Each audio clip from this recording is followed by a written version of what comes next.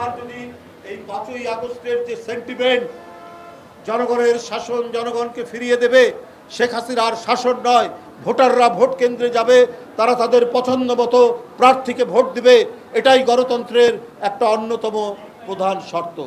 তার সাথে ন্যায় বিচার। 16 বছর কেউ ন্যায় বিচার পায়নি। আইনের শাসনের বদলে চলেছে আওয়ামী শাসন, পুলিশের শাসন।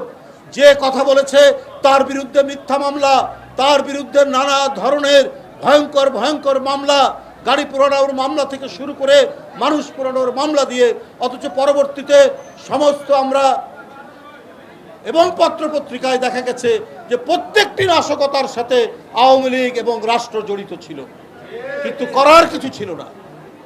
কারণ তাদের হাতেই হচ্ছে প্রশাসন, তাদের হাতেই আইন প্রয়োগ করার ক্ষমতা। সুতরাং তারা যা ইচ্ছা তাই করেছে। আমরা সেই পরিস্থিতিতে যেন না ফিরে যাই। আদালতের স্বাধীনতা নিশ্চিত থাকবে।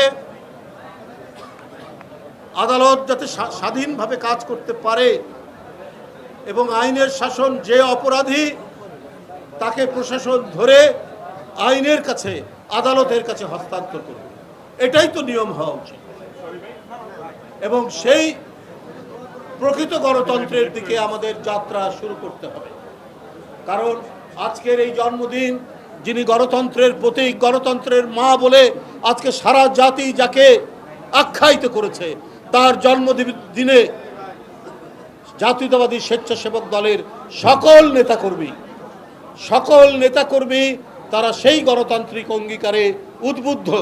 তারা যেমন খাল কাটতে পারে, তারা যেমন কচুরিপানা সাফ করতে পারে, তারা যেমন পচা এবং গন্ধযুক্ত নর্দমায় ব্লিচিং পাউডার ছিটাতে পারে, ঠিক একইভাবে রাস্তায় দাঁড়িয়ে যে কোনো অত্যাচারীর বিরুদ্ধে নিজের শার্টের বোতাম খুলে তারা বুলেট বরণ করতে পারে, সেই দল সুতরাং সব কিছুর প্রস্তুতি নিয়েই এগিয়ে যেতে হবে। আমি আজকের এই দিনে আমি আবারও দেশনেত্রী বেগম খালেদা জিয়ার প্রতি গভীর শ্রদ্ধা জানিয়ে তার আশু সুস্থতা কামনা করছি এবং তার দীর্ঘায়ু কামনা করে আমি আমার বক্তব্য শেষ করছি।